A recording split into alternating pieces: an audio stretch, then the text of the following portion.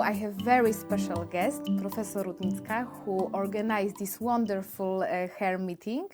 Professor Rudnicka, you talked about alopecia areata, so I would like to ask what is your approach to this condition and what is your favorite treatment? Thank you very much for having me. It's a complex question because, of course, everything depends on the patient and we always make the decision individually. Let's start with the adults because maybe it's a little bit easier. If it's a patient with mild alopecia areata, then probably we will start with injections of triamcinolone.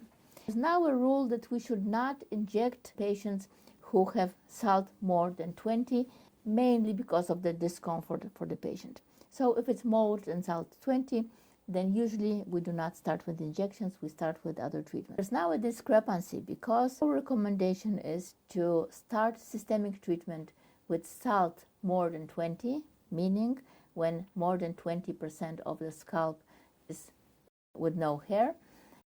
But the treatment which is approved, it is approved starting from SALT 50. So we have a major problem with patients who have SALT between 20 and 50. Of course, we don't want to wait until someone develops SALT 50. Usually, we would start with some traditional treatment, and here I would go according to the order which was suggested in the consensus. In the European consensus, we would start with cyclosporine. Maybe methotrexate would be an option, but there are more and more data showing that the efficacy is not so good. And there are now new data on long-term efficacy of azathioprine, which are very promising. So who knows, maybe azathioprine will move up, maybe even above cyclosporine. So we will see. The other option is in some countries, depending on the insurance, maybe the insurance will cover JAK inhibitor even if it's not SALT 50. So this is a problematic group of patients. And now the slightly easier group of patients is the group of patients with SALT above 50, because we have now 2 or maybe 3 approved medications for patients with SALT more than 50. For SALT more than 50, it would be baricitinib and ritlecitinib in Europe. In America, there's additionally deruxolitinib, which is registered. Today, it is not available yet on the market, but as I know, soon it will be available as well. Baricitinib is approved for patients who are adult, and ritlecitinib is approved for patients who are 12 years or older. What about patients who do not react for JAK inhibitors? Do you combine sometimes JAK inhibitors with other drugs? We just had this discussion among experts, and there are different opinions on this. But most of us would add on a glucocorticosteroid for a short time and then see whether we can improve the efficacy of the JAK inhibitor. But also, when we talk about JAK inhibitors, we have to keep in mind that these are medications which need a very long time to start working. Some of our patients have an improvement already after 2 or 3 months. Others are late responders, and then there are also very late responders. So meaning that some of the patients are taking the drug for 1 year before they see any improvement. Sometimes a good sign is that the patients start having eyebrows, eyelashes, the men start having a beard. This is a good indicator that maybe the regrowth of scalp hair will start in a moment. But also for this, sometimes we need to wait for a long time. We know that JAK inhibitors are very effective, but we were maybe, I don't think so we are so much now, but we were worried about side effects. So we know data from the literature. How is in real life? Do you see serious side effects in patients with JAK inhibitors? This is a very important question. No, we do not see side effects. Our patients are tolerating the treatment very well, but also there are 2 elements which need to be taken into consideration, that this is all about statistics. And I will focus on malignancies which may be associated or have been indicated to be associated with immunosuppressive treatment. And during this conference, we have seen data which show that the risk of malignancy with JAK inhibitors is lower compared to cyclosporin and methotrexate. So it's all in the similar range. It's extremely rare. So first, it's not so common, and second, we are lucky to have a selection of patients who did not develop any adverse events or any serious adverse events. And also, we need to take into consideration that the JAK inhibitors need to be used for a very long time. And the question which we're asking sometimes, and we hope that we will not face any new problems with the JAK inhibitors over long-time treatment, but maybe after 10 years of treatment or 20 years of treatment, maybe some adverse events will develop which we do not know yet. And why I'm talking about such a long time? Because some of the patients we can take off the treatment and they have regrowth, we take them off the treatment and they do not develop a relapse, but many of the patients will develop a relapse once we want to taper down the dose. So these will be patients who will need a long-time treatment, just the same as in other autoimmune diseases, like in psoriasis, like in diabetes, and many other autoimmune diseases. Yeah, I want about children, because alopecia areata commonly affects pediatric population. Right now, ritlecitinib is approved from 12 years of age. What do you think that it will be approved for a younger patient? What I think may be very optimistic. However, in young children, we would usually start with topical steroids. This is the general rule that we use. If we use steroids, we rather go for the topical steroids. The smaller the extent or the severity of the disease and the smaller the child, we will go for the topical treatment. And then we go to systemic treatment, the more advanced the disease, but also the older the child. Yeah. And in small children, we really do have a problem. If we use systemic treatments, it's always off-label. The only on-label treatment now, currently, for children is ritlecitinib from the age of 12. And we know that there are now clinical trials going on for children between the age of 6 and 12. We know that baricitinib is approved for another indication for atopic dermatitis from the age of 2. So we are very optimistic. But for now, it's off-label, and whatever is off-label is in many cases not covered by the insurance. But hopefully we will have new treatment for these children, because they sometimes really, the disease in some cases in pediatric population is also very severe, and disease burden is important, so hopefully. But I think there's one important thing about children, because especially in children we need to be sure about the diagnosis, because there are many diseases, especially in children, which may cause total alopecia, including some genetic diseases, including different syndromes. And if we misdiagnose or overdiagnose alopecia areata, then we may run into the problem that we are using treatment which is good for alopecia areata, but if we did not make sure that we have the correct diagnosis, will not work. Yes, so here is, I think, good place to mention trichoscopy, because trichoscopy is very useful method which help us to diagnose this patient. And even last week I had patient which clinically I thought about alopecia areata, but then I made some trichoscopy and I saw that it's trichotillomania. So I think it's very important to perform this trichoscopy in all patients with hair loss, not only children but also in adults. Yes, especially if there are patches. Especially patches in children. We need to think about trichotillomania. We also should think about tinea capidis. These are the most common differential diagnoses. But in a patient who has total alopecia, this may be some other causes of the disease. Maybe it needs to be underlined that now, currently, according to every recommendation and every consensus, the diagnosis of alopecia areata should be made on the basis of clinical evaluation and on the basis of trichoscopy. And if we are not sure, then we perform a biopsy for histology. But the time from many years ago, when we were making the diagnosis only on the basis of clinical evaluation, this became history. Also because back then we did not have such effective and specific treatments. And when I talk about effective treatments, I think it needs to be underlined. There's no treatment in the world which is effective 100%.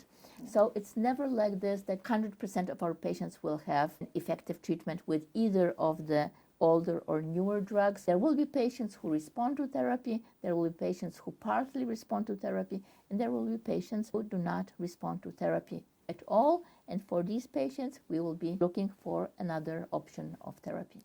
Yeah, about another option, do you use minoxidil in patients with alopecia areata? Do you like it? It has been shown that it may be of some benefit in patients with alopecia areata. My feeling is that it mainly helps to make the hair thicker. Once the hair is there, maybe it increases a little bit the speed of growing of hair which is already there, but I don't think it makes a major difference. So I try to avoid polypragmasy. For this reason, maybe this will be not my first choice. If I have a patient who responds to therapy and we want to do a little bit more, then maybe we would add on minoxidil. What is your favorite drug for hair loss? It's a difficult question. For alopecia areata?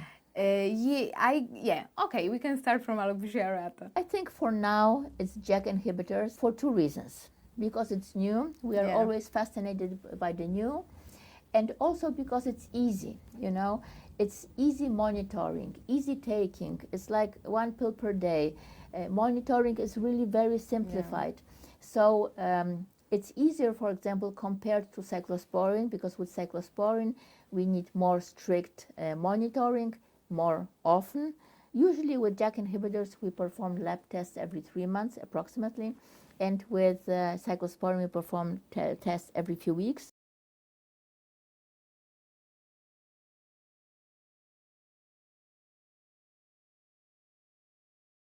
We need to check the blood pressure of the patient because of the potential risk of increasing the blood pressure.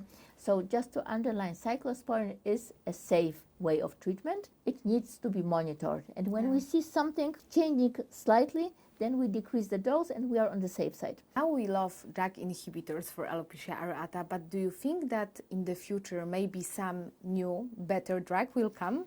Of course, and I count on this. I think we saw this with psoriasis and with the biological drugs. We started with some drugs which are not used anymore. These were biological drugs, but we are not using them anymore because their efficacy is much lower compared to what we have now. And also the way of treatment, like once per week, and the new ones are less common. So I think this will be the development for alopecia areata. We are now starting with a new area of treatment of alopecia areata, and I am sure soon we will have treatment options which will be more effective, easier, and requiring less monitoring. Yeah, but still JAK inhibitors are the first drugs approved for this disease. So it's also interesting, and I think that it's a very big step in not only in alopecia areata but also in all trichology. And it's very important that we need drugs which are approved for our condition.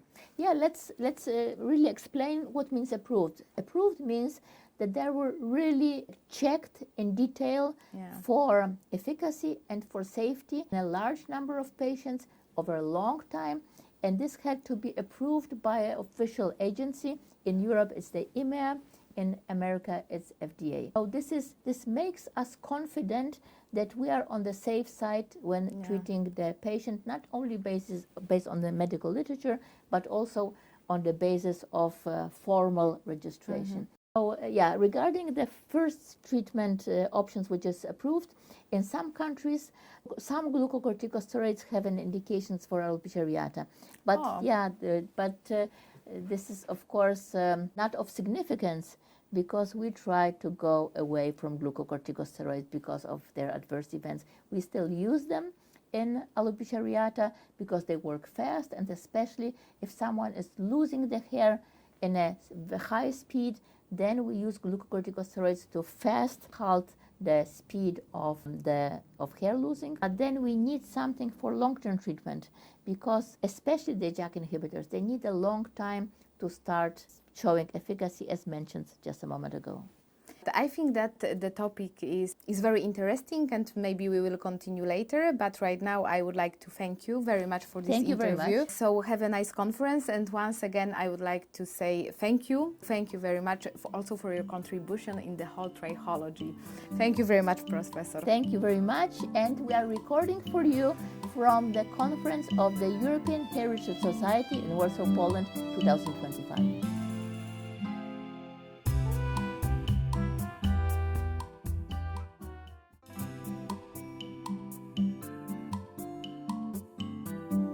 Hello. Today I have a special guest. It is a leading expert in hair diseases, Professor Ulrike Blume-Peytavi from Berlin Charité. Thank you for being here with me. Hello, Professor Rudnicka. Nice to be with you. Thank you very much. You gave a great lecture yesterday afternoon about the hair loss related to androgenetic alopecia and about topical and systemic treatments. What are the topical treatments for androgenetic alopecia that you use most commonly? And do you use the same or similar in men and in women? Thank you for the question. That's very important for counseling.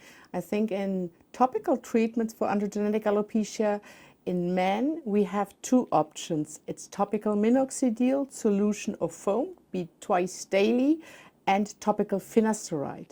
In women, it's mostly topical minoxidil and, of course, other adjunct therapies, but without less efficacy.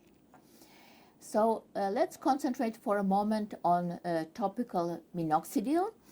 For minoxidil, there's either the solution or the foam. Which one do you prefer? So it depends. Men quite often, I explain it to the patient. And then I explain the advantage and disadvantage of each. And most of the men, they prefer to have the spray. Can you tell us about the advantages and disadvantage of foam and solution? Yeah.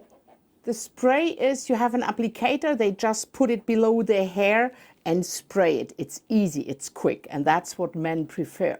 However, men, when they prefer to use foam is thermosensitive. So in fact, I explain them exactly. You go under the water, that your fingers are cold, then you spray a little half of the cup on a little plate, and then you use 2 fingers to apply it to the scalp. When you have more space on the scalp to apply it, foam, I like it very much from the application. It has less irritancy from my experiences, and men also like it. Some like it also because it has a bit of styling, because it's good for the hair also. So it's more to the preference, and the patients try to it. So if someone has irritation from the spray, then you would switch to a foam. Exactly. But most of the men, they start with spray for easiness, and then they switch to the foam if there's irritation, or some, when it's a more greater area where it's free, they start directly with the foam, twice daily. And regarding the efficacy, you think that the efficacy is similar of the spray and the foam if it's foam, if it's both 5%? Yes, there's no difference. From my experience, there's no difference. It's more the way how you apply it, whether you do enough quantity as recommended. But there's no advantage of penetration, or something like this. Studies and personal experience also from my patient and from myself, there's no difference. I always tell my patients they should not rub the minoxidil or whatever they're using into the scalp because they can destroy the hair. Do you think rubbing is of benefit, or rather you do not recommend rubbing? It's nice that you recommend it like this. I tell them always to put their fingers on the head, not to rub it like this, but to massage in a way their scalp, because I also explain them when you apply topical minoxidil, it penetrates, and there's below the skin surface there is a fine network of vessels. So in fact, the effect is that it penetrates, goes to the nasal network, and therefore massaging can improve. Because they always want the penetration, and they want to touch their scalp. It's not by spraying, just leaving it on it, because you cannot reach every area, but I like to distribute it very a bit. Mildly. And put the fingers, press them, and then massage in a way at moving the scalp. but without rubbing. Without rubbing. Rubbing, you if you have fragile hair, you damage the cuticle because the keratin fiber is not liking to have rubbing. So let's switch now to topical finasteride. Please tell us about topical finasteride. Topical finasteride, I think it's a good option for men because, of course, you have lower amount of finasteride levels in the blood. You have 50% about, and in fact it penetrates well. You apply it with an applicator because it's a low quantity, it's 50 microliter, so it's a spray like aerosol, which then where you put, I always tell them, put it in your trianguli, and if you have very large area here, you can put two times here and here with the applicator and just one spray. And so I think this is a good option for men with androgenetic alopecia. First for young men, because they don't want really, they're a bit afraid of starting oral treatment. And then also others or older men also who do not want to start oral treatment. And I think the disadvantage of oral treatment has always been a loss of libido, and this is in some patients. Yes, this is very interesting because we know that finasteride is penetrating from the scalp to the blood flow, but still there is a lower number of adverse events for some reasons.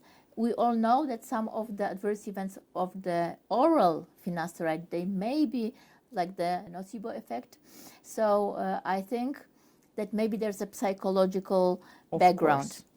But definitely has been shown that the topical finasteride has less of these effects despite very high penetration in general. It has a high penetration, but it's still only 50% in the serum level compared to oral, and also the DHT level, which is lowered, is less lowered. So personally, in my experience, I haven't seen any of these described side effects or reported side effects in oral finasteride, but to be honest, I've rarely seen in oral finasteride also these side effects. However, when you do look to the clinical study with topical finasteride, you can observe that in fact the irritant contact dermatitis, because it has also propylene glycol, because it has may have some irritating factors, they were lower in the clinical study than with a placebo and with minoxidil. So in fact, if you may observe in patients who are prone to irritant dermatitis, who are dry skin, atopic dermatitis, you may see it, but it's quite low. We may also add that in some countries where this finasteride is approved, it comes with a quite funny way of application, and this is to prevent the spread of the finasteride to the surrounding area, especially because of the adverse effect in pregnant women, because it has a teratogenic effect. So some of our patients are wondering why this strange type of applicator. Yeah, but this applicator is quite good. Therefore, you use only a low amount because you concentrate on the area. And just to add, topical finasteride has been approved by the European Medical Agency, but it's approved in Europe, but it has only made available in some European country. So it's interesting, I think. And it's an option in our armamentarium how to treat androgenetic alopecia. I know that some of our colleagues in other countries, they are using the compound finasteride, which is also possible. And one maybe last question for today, do you ever combine topical finasteride with topical minoxidil? And if so, how do you do it? Thank you for this question, because I think counseling and our patient and having satisfied patient is the main goal, and most often in all cases I combine because they have two different working mechanisms, and my patients who like to have a treatment, they want to grow their hair, I offer them the broad spectrum, so combination of topical finasteride once a day because it's only once a day. So in the evening, for example, and topical minoxidil is morning and evening. So it's recommended to have it spared, the 2 applications for at least 4 hours to have better penetration of both drugs. So it depends, I explain it. So when you come in the morning, you use it when you brush your teeth. In the afternoon, you use it when you come home from work, and then before going to bed you can do the 3rd application, so you have enough space in between. Any preference what to do first, minoxidil or finasteride? I always prefer to do finasteride prior to minoxidil because then you have a better distribution of remaining drug in the vessels or in the tissue, and so, but it's to the ease of the patient. It was a pleasure having you here, and thank you very much. Thanks a lot. Thank you, Lidia. Thank you.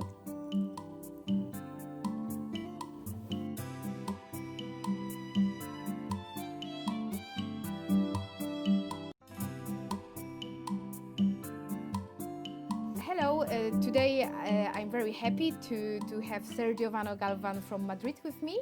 And Sergio, I would like to ask you about a summary of your lecture because it was very interesting. Thank you, Anna. First of all, congratulations for this Congress. It's absolutely amazing, so all my congratulations. So I had the opportunity to talk about new therapies for androgenetic alopecia, and I would highlight the safety profile of low-dose oral minoxidil with different studies that have been published recently. Secondly, I would highlight also some new data about the safety of 5-alpha reductase inhibitors, finasteride and dutasteride, in patients with a personal history of breast cancer. And we talked also about new treatments like botulinum toxin that seems to be not so effective for androgenetic alopecia, and other new therapies for the future like the self-assembled RNA and other treatments of mesotherapy like mesotherapy with dutasteride. But all we agreed in the audience and in the faculty panel that the most effective treatments were oral treatments like oral minoxidil and oral dutasteride for male patients, and oral minoxidil and oral spironolactone or bicalutamide for female patients. Also, we discussed yesterday about pressure-induced alopecia. Do you have your own experience with pressure-induced alopecia after dutasteride injections? Yes, in fact, this adverse effect was non-infrequent in our country when we started performing the procedure. And then we learned that we should inject a very little amount of dutasteride per each injection point. And it's not rare to find patients with this type of lichen planopilaris like lesions in the scalp produced by this pressure alopecia. So it's important for the procedure of the mesotherapy with dutasteride to apply a very little amount of product in each point of injection. Can you compare effectiveness of dutasteride mesotherapy and topical finasteride? Do you have your own experience? We don't have studies, but my personal experience is that probably if the patient is compliant with the use of topical finasteride, perhaps the effectiveness will be more or less similar from my perspective. But of course, if we combine both, we will increase the degree of effectiveness. I always say that the most effective way of administering anti-androgens is the oral way, the oral administration. But some patients, they don't want to take like daily oral treatment, so we have other therapeutic tools to combine and to individualize the therapeutic strategy that will allow them to have a good compliance, and this is the key of the success of the treatment. Yeah, what do you think also about the side effects? Because I guess that data showed that no systemic side effects were described in patients treated with topical finasteride or dutasteride injection. Do you see any side effects? Not really. In fact, from my perspective, the majority of the side effects of oral 5-alpha reductase inhibitors are due to the nocebo effect. All the meta-analyses that have been published comparing finasteride, dutasteride, and placebo in patients with androgenetic alopecia and prostate benign hyperplasia didn't show any statistically significant difference between adverse effects between the drugs and placebo. So I think that the most frequent cause of adverse effects is the nocebo effect. So as when we use mesotherapy with dutasteride or topical finasteride, the patient feels that it's a safer treatment, Yeah. we avoid this nocebo effect, and we have not seen any systemic Yeah. side effect. Usually when I prescribe this treatment, I talk to patient about the side effect, I inform them, and maybe, I don't know, maybe the patient who is worried, he will not take it, but generally, to be honest, my patient, they don't have this side effect of finasteride or dutasteride. So, for example, compared to studies, don't have No, side it's effects. very interesting, Anna, because it's the same for us, for our group. We, in the first consultation, we give this information to the patient with Yeah. a document explaining the studies and that the risk, I mean, is the same that not taking anything. And we don't have a lot Yeah. of patients with side effects. And in fact, the patients that they have like sexual side effects, they are, the own patients tell us like, probably doctor is not because of the pill, it's because I have been stressed or I have problems in my life. So it's something that I think that we should give that information to the patients. Yeah. Okay, Sergio, thank you very much. It was a pleasure to having you here, and see you soon in Warsaw, I guess, and hopefully in Rio, because in Rio we will Yes, have for the sure. next It's always a one. pleasure to meet you, and congratulations again for the Thank for you the very Congress. much.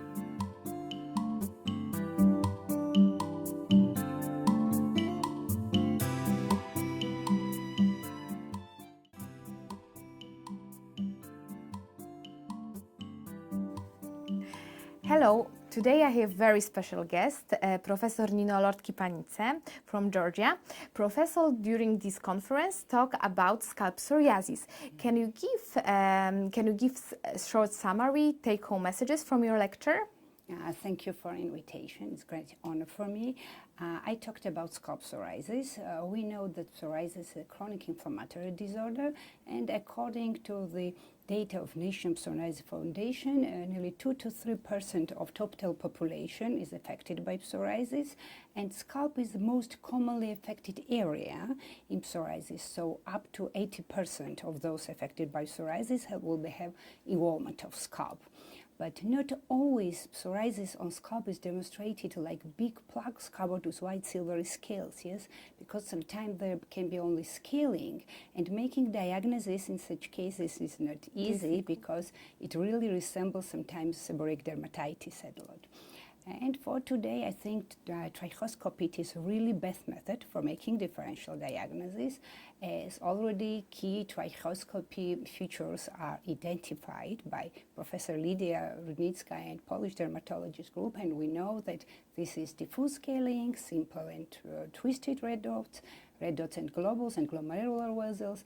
So I think trichoscopy is the best method for making differential diagnosis, and of course not only between seborrheic dermatitis, but between all other hair and scalp disorders. Do you agree? Yeah, of course I agree, but I would like to ask if you have commonly patients who come to you with previous diagnosis of seborrheic dermatitis, and then you make trichoscopy and say, OMG, it's not seborrheic dermatitis, it's psoriasis. Yes, thank you for your question. This was my talk about, because I have a lot of patients who are referred to my department for rheumatologists. You know, there are people who are affected by psoriasis, but they have no any clinical signs on skin and nails, and only scalp is affected, and they think that they have seborrheic dermatitis. But after inspecting them by trichoscopy, we discover that in most of the cases, this is scalp psoriasis. Do you need biopsy to confirm it, or you just make diagnosis based only on trichoscopy?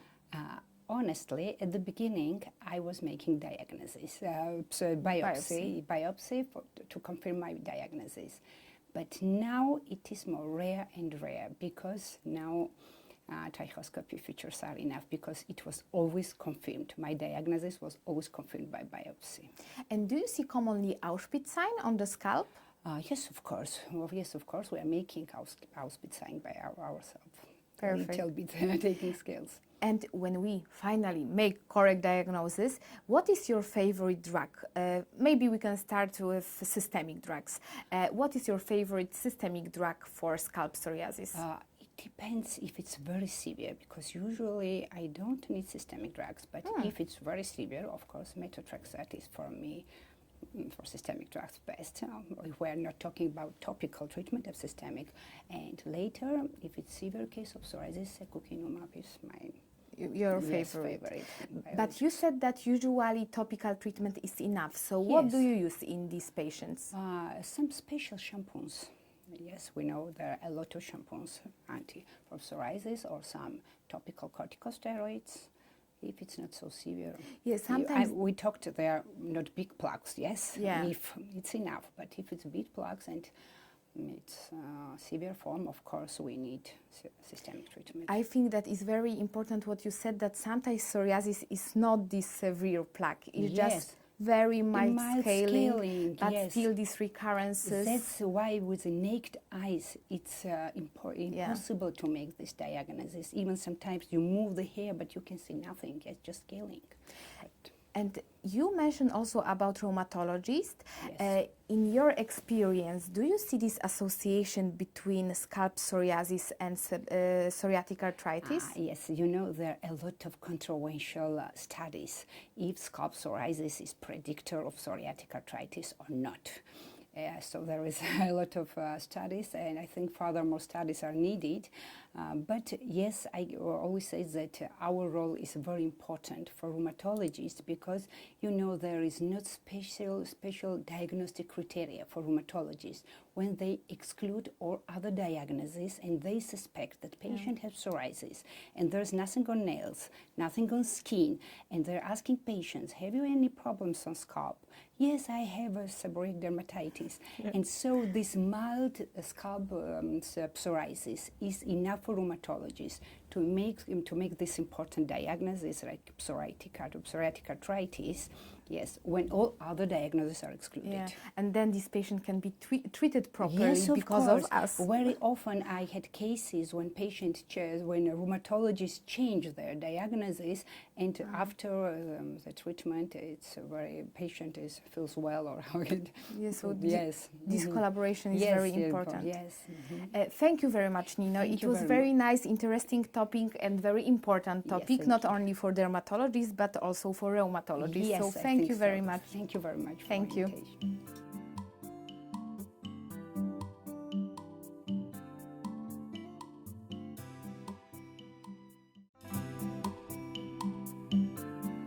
Hello, I have a pleasure to introduce Professor Adriana Rakowska, who gave a lecture about postpartum alopecia. Dear Professor, I would like to ask you about a take-home message from your lecture. So what I would like to underline that it is not only telogen effluvium, because majority of patients, the mothers, the young mothers, at the end of the whole process presents with female pattern hair loss. So nowadays we are thinking about this condition as occurring in the genetically predisposed female patients predisposed to androgenetic alopecia. So be aware of this. So what feature in trichoscopy mostly we can see? If it is the clear-cut telogen effluvium, so in trichoscopy we will observe numerous uprightly growing hairs in every area you can check, so frontal, occipital, temporals. However, if there is a coincidence with a female pattern hair loss, typical features for female pattern hair loss also will be observed. So what is your first-line treatment in this condition? I really like to perform one procedure with PRP after the delivery, and even if the patient is breastfeeding, you can use topical minoxidil, and of course, there is a big contraindications to prescribe for breastfeeding patients finasteride, dutasteride, and bicalutamide. However, if the patient is aware of possible side effects, you can try to put her on spironolactone or oral minoxidil. However, I prefer them to finish the breastfeeding before I start this treatment. And after what time we can observe improvement? Usually after 1 year. Thank you very much for your time, dear Professor. Thank you very much. It was a pleasure. It was a pleasure.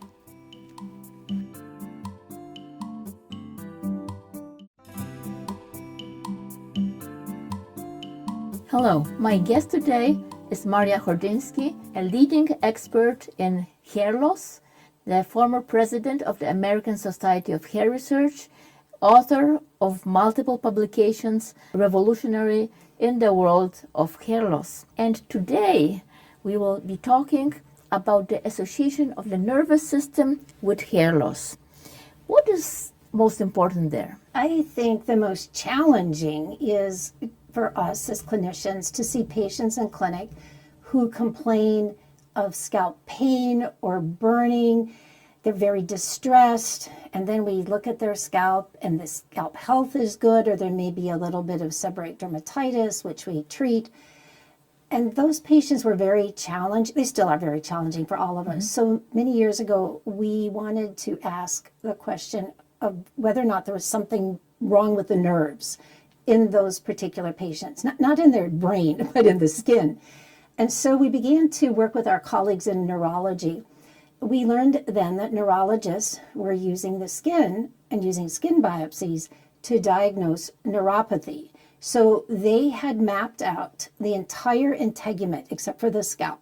So when they deal with a patient with diabetes, diabetic neuropathy, they do biopsies and they see a reduced number of nerves in the epidermis. So if a doctor is suspecting, for example, diabetic neuropathy, it's possible to take a skin biopsy Correct. and look for the typical features. Correct. Wow. And that's something neurologists have been doing for decades. And Dr. William Kennedy, if you Google him, you'll see he was a leader in all of that. And he also studied what happens, say, when you have diabetes and you have a pancreas transplant.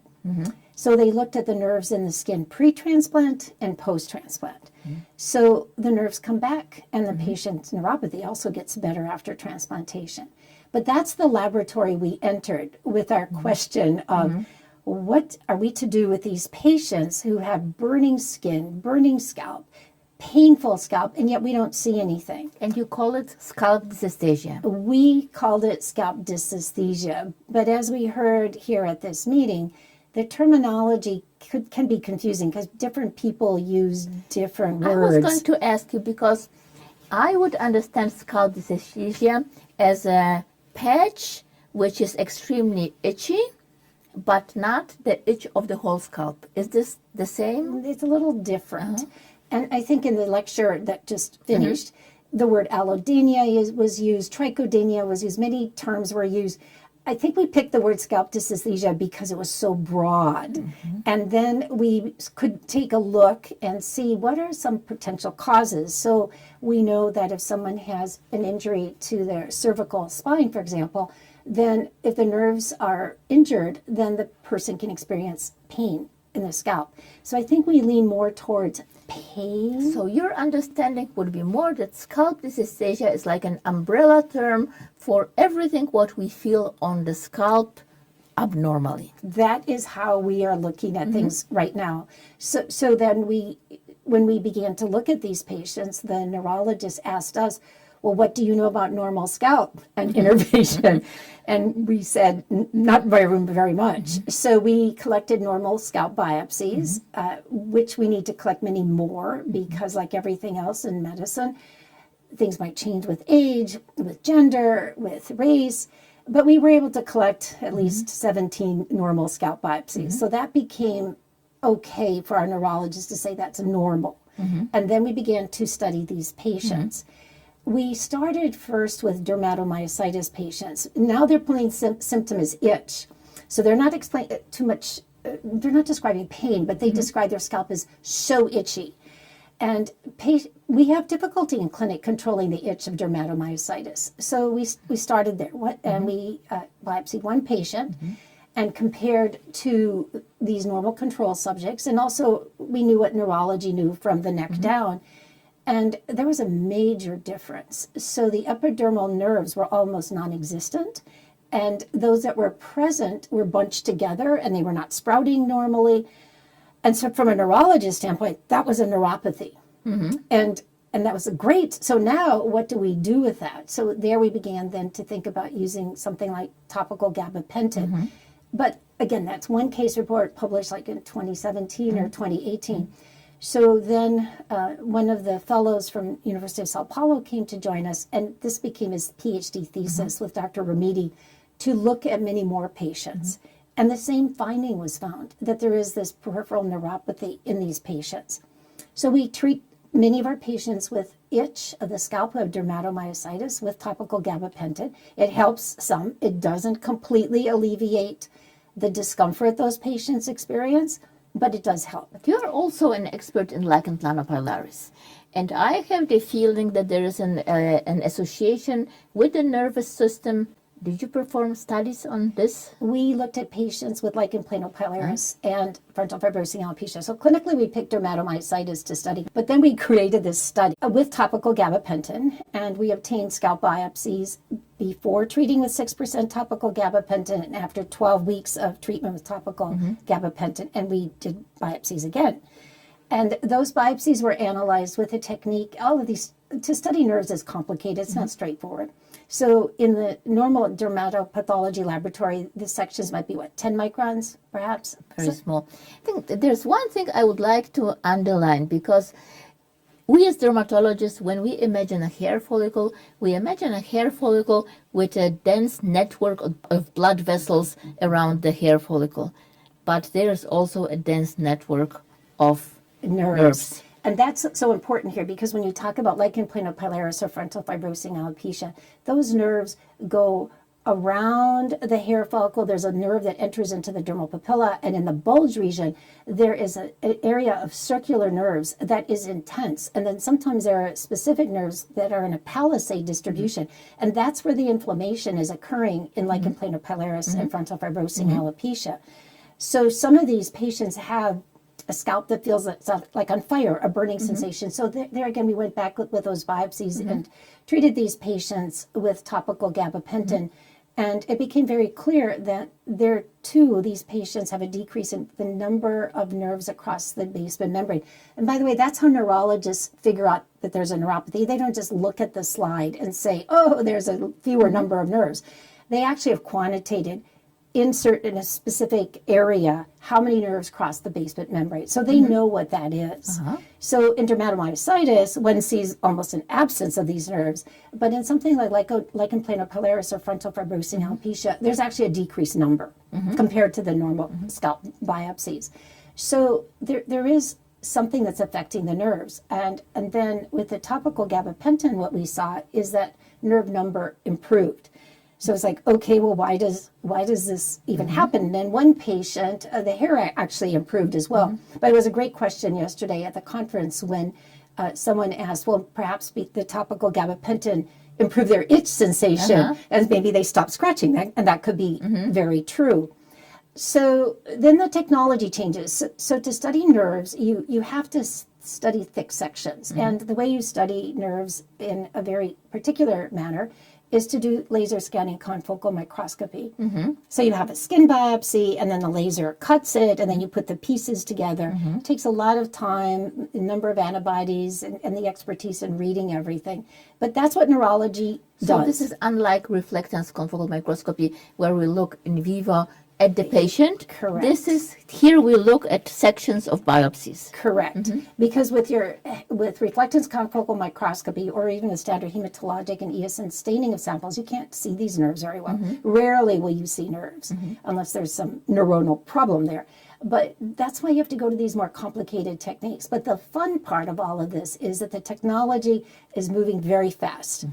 And the technology, I suspect in a few years, one of my colleagues who's a pathologist says that pathologists are very slow to change and that they love their glass slides. But the pathologists who are on the cutting edge say the way the world should be working is to take that entire skin sample and subject it to an analysis that is done with laser technology, but you don't section. You don't pick your sections within the section. You just analyze the entire tissue sample. That's where I think the world is going to go. And many of the issues that we have with not being able to see nerves or really understanding the entire area that's being biopsied will go away. We'll be able to see it in 3 dimensions. I think it would be interesting to see in patients, for example, with dermatomyositis, but also in other diseases, where you have abnormalities in the scalp nerves. Do we see the same abnormalities in other areas? That would be a different study. Definitely worth looking at and pursuing. Or even if you think of frontal fibrosing alopecia, And again, at this meeting, people are talking about not calling it just FA, but FFA syndrome. So in that situation, looking at other areas and seeing what happens to the nerves could be very interesting. And because I'm a total layperson in nerves, I have two lay questions. First, do you think that supplementation with some vitamin B supplements, which are It's very popular. Yeah, exactly. I don't know how it is in Poland, but do you have people going to get intravenous B vitamins? Yes, also. Yes. Also. But for such diseases with such innervation problem, it could be of any benefit, or I there don't are think no we know. data. There's no data.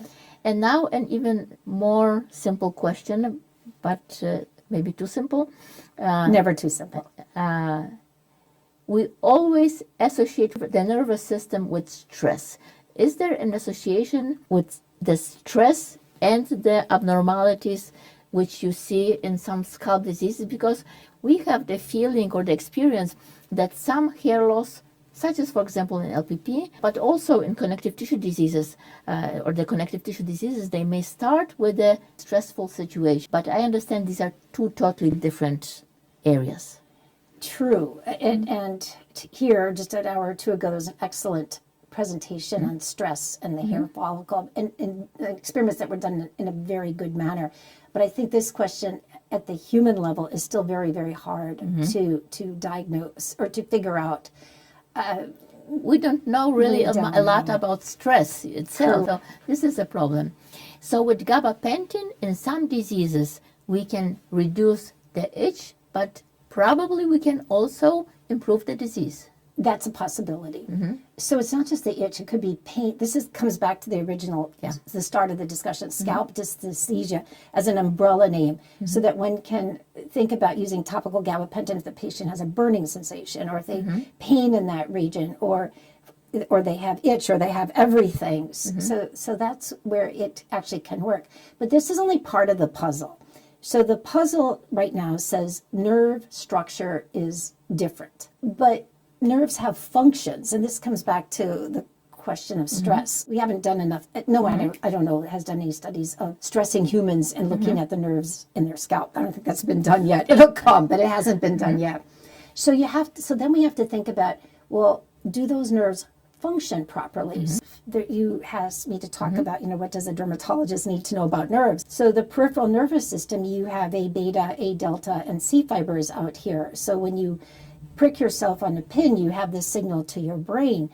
So neurologists have developed, and it's actually our colleagues in Germany, developed the quantitative sensory testing. It's actually a German quantitative sensory testing program. Primarily on Caucasians, in Caucasian skin, but the data is there. And that program is used to analyze pain, pressure, not so much burning, but there are about definitely 8 things that we study, but there are more that can be, that really look at how the nerve functions. So that technique in our institution is used in the dental school. We study trigeminal nerve pain. And so they apply this testing. And so when we had our frontal fibrosing alopecia patients and this nerve data, we were directed to them, and they became actually very interested. And so, which I found amazing, that our colleagues in the dental school were doing research, and they expressed interest. So we started to work with them, and we just finished studying 14 patients and 14 FFA patients and 14 control subjects. And we are starting to really look at the data carefully. So hopefully the paper will come together by the end of the summer. But there are changes that are present, and not in all the parameters, but in some of the parameters. So what does that mean? That makes them excited, and I always ask, what does that mean clinically? What does it mean if the pressure sensation is abnormal? How do we translate that information to the clinical environment? And it comes back to what you were saying. How do we know what's going on in other body areas? In this case, we're talking about FFA. So there's a lot to still explore. So I see there is a huge amount of knowledge which is not discovered yet about the nervous system and the hair loss. And I I was agree. wondering, coming back to the scalp dysesthesia, I thought maybe we call scalp dysesthesia as you do it with as an umbrella term, and what we called scalp dysesthesia could be a local scalp dysesthesia. Yeah, that's very good. I thought this because I really like your umbrella term, which does not differentiate between maybe more burning, maybe more itch, because in some patients it goes together and it's really difficult to differentiate. Right. And as you mentioned, there's trichodynia and other descriptions of discomfort of the scalp.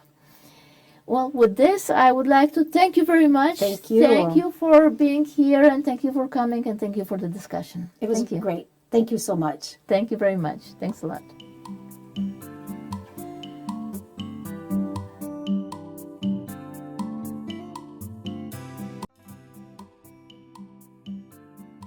Hello, today I have very special guest, Rodrigo Pirmez from Brazil. And Rodrigo, can you give us a short brief or your lecture?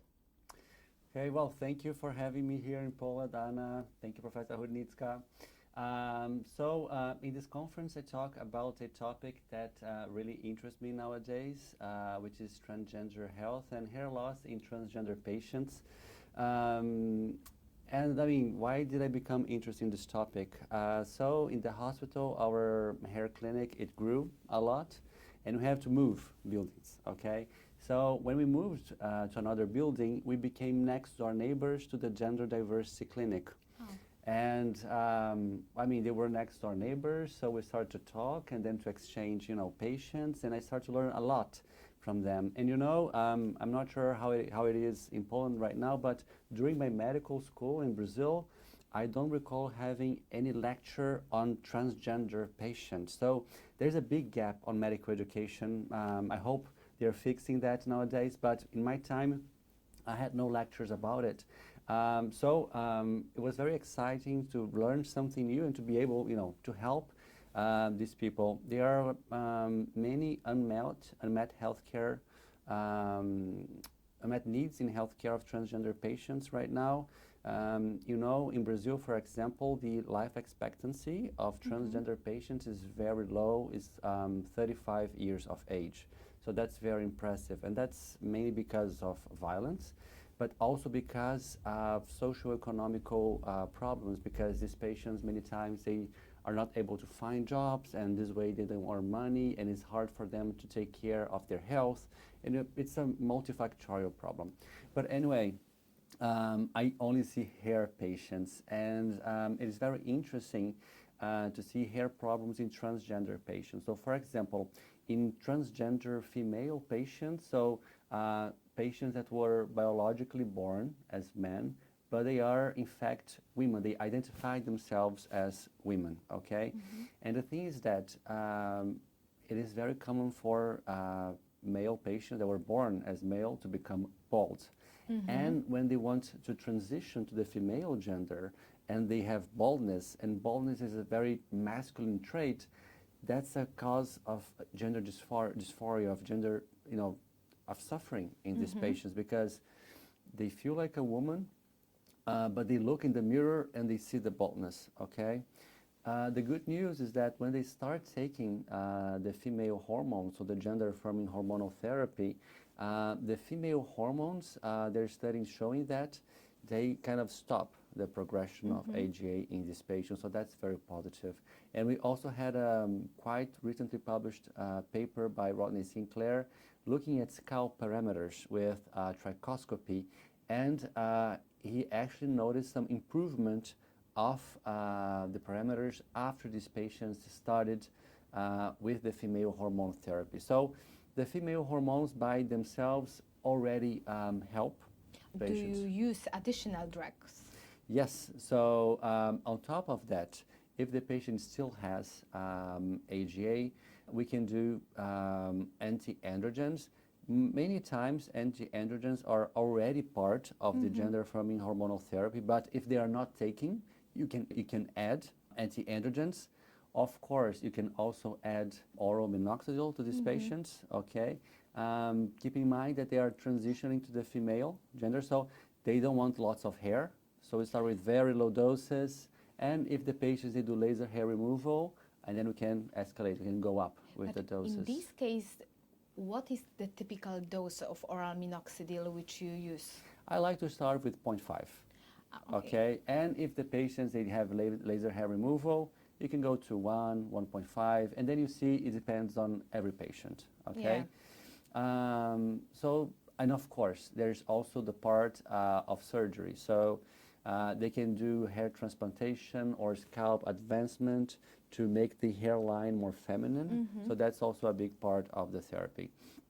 And for the transgender men, so patients that were biologically born as females, but they are transitioning to the male gender.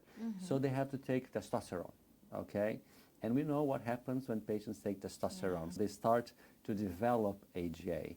And the studies show that around 50% of patients, they develop AGA during the testosterone therapy, okay? Then we need to fix it, okay? AGA, so androgenetic alopecia, is a late onset side effect.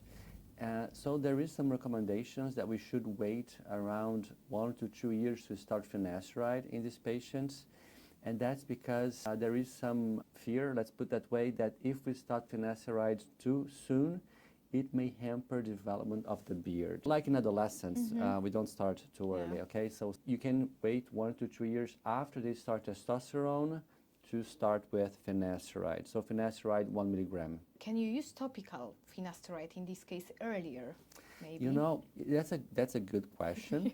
The thing is, if you type transgender alopecia on PubMed, as for today, there are only like 31 papers published, and there are many reviews of papers that were published, so there isn't much data, okay? You can try, of course, but there's the question of the vehicle. It will like have a systemic effect. We don't know, okay? So for now, the recommendation is to wait. Of course, if the patient develops severe AGA, you can talk to the patient and start earlier. And oral minoxidil, of course. You can do topical minoxidil, but oral is so much better. I agree completely. Yeah. And for these patients, they are transitioning to the male gender, so they like body hair. So you can increase the dose. So yeah, I guess. Yeah, so 2.5 to 5 milligrams per day. So the higher, the better.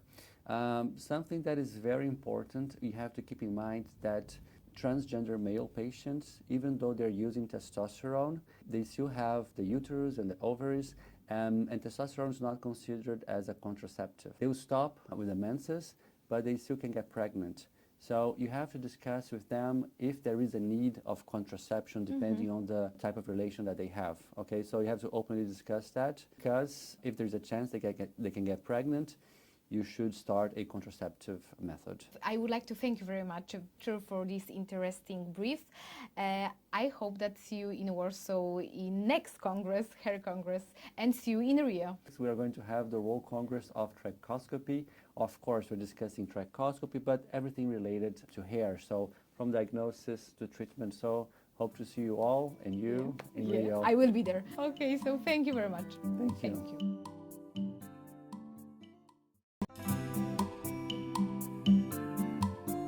And the number of publications about toxin, botulinum toxin and hair loss has increased in the last few years. The thing is that there are a lot of publications, well, plenty of them, but the quality of them is not really good. So we have to focus in the best quality publications, and today we cannot say that botulinum toxin is an effective treatment to treat hair loss. However, from a point of view, further research is needed to find if botulinum toxin is working in all the other situations like neuroinflammation of hair follicle, or for preventing hair loss but not to improve it. And also we had the opportunity to treat patients with cicatricial alopecia and botulinum toxic. And what we observed is that patients that had phycodynia, the pain on the scalp, improved a lot with botulinum toxin, and it was very systematic. After 2-3 weeks, they had a great improvement.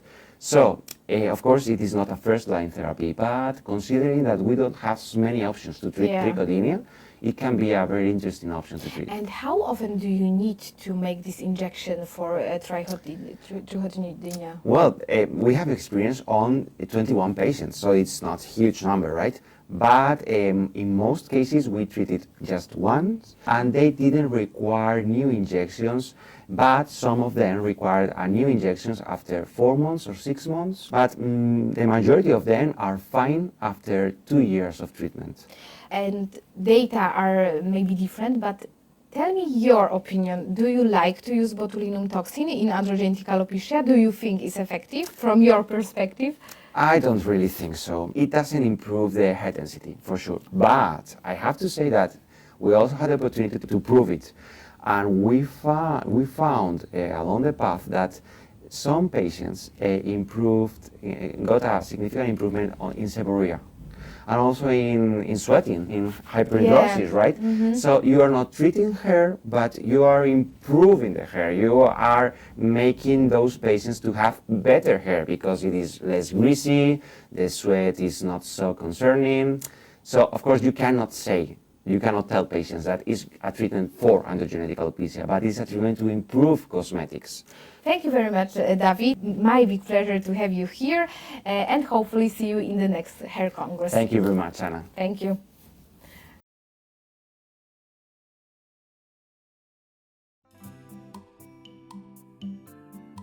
My special guest is today David Saceda from Spain. I would like to ask about mimickers of alopecia areata.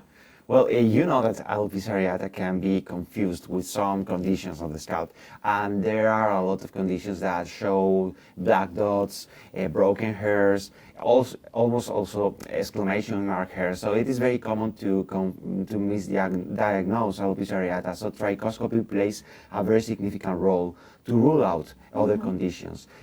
Some of them are trichotillomania. This is very common in children especially. Also other forms of external damage to the hair, I mean trichotillomania, this is rubbing the hair, and also trichotemnomania is when you are obsessed about saving your hair. So these conditions can happen, but there are others that at first you don't think that can be misdiagnosed as alopecia areata, but they can, like dissecting cellulitis of the scalp, also lupus, discoid lupus. Discoid lupus shows yellow dots, shows some blood alterations in blood vessels, I mean. So you can detect that blood vessel alterations to think about discoid lupus and then do the biopsy. But the trichoscopy gives us so many interesting clues to diagnose that. So I would like to ask if you perform trichoscopy in every patient with hair loss, or sometimes you had this idea to, oh, okay, I'm too tired, I will not perform it. No, in my practice, I have trichoscopy completely included. So every patient is going to receive a trichoscopy in every visit. And of course, there are many times that you are sure that she or he is going to have an androgenetic alopecia. But if you don't do trichoscopy, you will misdiagnose other conditions that they are there. I think it's very important because sometimes, even recently, I had a child with, we can say, maybe typical history that it was stress, and then I see very small areas of hair loss. Do you think alopecia areata? No? Like everyone have this idea, I guess. But then I put video dermoscope and I saw typical feature of trichotillomania. So, and these cases make me sure that I really need to perform trichoscopy, even if I'm very tired. And I would also ask about biopsy in type of scarring alopecias. Do you sometimes make your diagnosis based only on trichoscopy, or you always anyway perform biopsy to confirm a diagnosis of scarring alopecias? Well, you know, it depends on the case, but in the current guidelines approve a diagnostic of frontal fibrosing alopecia, for instance, without a biopsy, but with trichoscopy can be enough. So I prefer not to perform biopsy unless I need it to confirm the diagnosis, or the patient needs it because sometimes, I don't know, insurances, or because she or he wants to be sure about that. And or maybe you want to make the patient reassure the diagnosis because they are not convinced enough. And sometimes for research, because biopsies sometimes are required to do some research.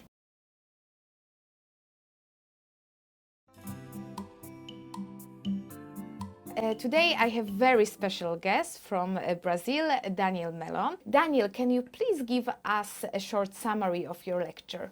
Yes, first of all, I would like to thank you, Anna and Professor Rudnicka, for the kind invitation. I am more than glad to be here in Poland for the second time, and it was great to talk about these two topics that I really like, and I see lots of patients in Brazil suffering from these diseases. And regarding folliculitis decalvans, I talked a little bit about the trichoscopy, the hair tufts, which is the hallmark of the disease, and also clinical features. And we could see some things about management and also the treatment options that we have to treat this challenging condition, such as antibiotics. In my experience, I use limecycline orally. It's very good for folliculitis decalvans. And regarding dissecting cellulitis, we could remember some articles that my team published a few years ago about treatment and trichoscopy, and remember the hallmark of the disease, trichoscopically speaking, who your team kindly published a few years ago about the subbubble hair 3D yellow dot, 3D yellow dot, which is a very important clue on trichoscopy to write and nail the diagnosis of the disease. So it's also a challenging condition, but I'm pretty sure that now after this Congress, all the audience could know a little bit more about the condition, both conditions. Yeah, and what do you think, what is the most important trichoscopy and the most maybe characteristic feature, trichoscopic feature of dissecting cellulitis? I think is that one that you described, the 3D yellow dot. It's a kind of a follicular plug, something like that. So it's in the context of the follicular occlusion situation. So I'm pretty sure that if the dermatologist can focus on that, he or she will make more diagnosis correctly. Yeah, and we need this trichoscopy because when we start treatment early, then scarring can be limited, or even we will not see any scarring. Yeah. So I think that trichoscopy and just the correct diagnosis is very important in this case. And what do you think about folliculitis decalvans, your most characteristic feature for you? For me, is the in terms of trichoscopy, is the hair tuft. Definitely, folliculitis decalvans hallmark trichoscopic feature is the hair tuft, and we have to try to find big tufts which differs the condition from, for example, lichen planopilaris, where you can also see tufts, but not so big as decalvans. So I think trichoscopy is very important. Professor Rudnicka started with these studies many years ago, and now we cannot imagine our lives in daily clinic, in daily practice without trichoscopy. I tell my patients and my students, if I don't have a trichoscope tool, it's like I have no light, no power light in my room, so I have to start again because it's very important, and we cannot imagine life in trichology without trichoscopy anymore. Yeah, and I wanted also to mention about, because you mentioned about hair tufts in lichen planopilaris, that we have this new variant of maybe folliculitis decalvans, and lichen planopilaris phenotypic spectrum. So do you see this patient often? Yeah, this is a tricky situation because some years ago, my team in Brazil published together with trichologist friends some pediatric cases of this overlap condition that we called FDLPPPS, which is very difficult and strange name. But, you know, nowadays, I think maybe we are talking about folliculitis decalvans. This is, maybe it can be a spectrum, but maybe it's a specific type of folliculitis decalvans where we can see lichenoid infiltrate and some lichenoid features on histopathology and also on trichoscopy. So, of course, the patient can have both diseases, And of course it can be an overlap, but I think nowadays that we are talking about a subtype, a specific subtype of folliculitis decalvans. But it proves that science comes like this. You think about something today, but tomorrow you can rethink about it and change the opinion, something like that. And I will ask also, because I think that treatment of this condition is sometimes very difficult. What is your favorite treatment for this FD-LPP, PS? Yeah, a lot of letters. I like topical corticosteroids to control inflammation locally. Sometimes I do a short period of oral steroids to try to also control the inflammatory process. And after a while, of course, I have to quit the steroids, and I decided to move to limecycline or even other tetracycline, which is a good option in my opinion. But some drugs such as hydroxychloroquine can be used and with good results. This spectrum is, in my opinion, a type of a mild situation of FD or LPP. So it's not frequent to see the evolution to the bad form of FD. Yeah, I agree also that. Thank you very much, Daniel. It was You're very nice welcome. having you here, and hopefully see you in the next hair congress. Hopefully. Thank you very much for everybody, and I'm pretty sure that the Congress is very, very good in terms of social events and in terms of scientific and Poland is very beautiful. Scientific program, and Poland is definitely very, very beautiful. Thank you, everybody.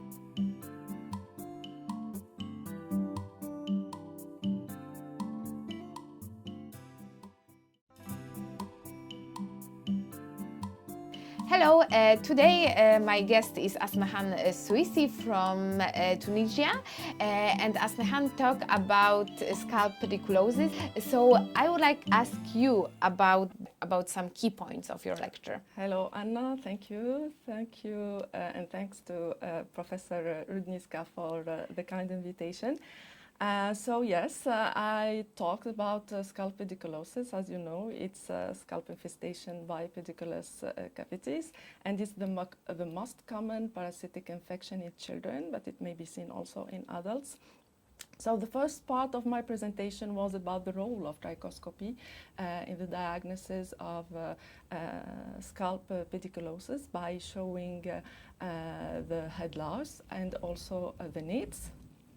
The second part was about trichoscopy in differential diagnosis of scalp pediculosis, because we can easily distinguish needs from other hair casts in psoriasis, in seborrheic dermatitis, traction alopecia, white piedra also, and trichorexis nodosa are differential diagnoses, and trichoscopy is very helpful.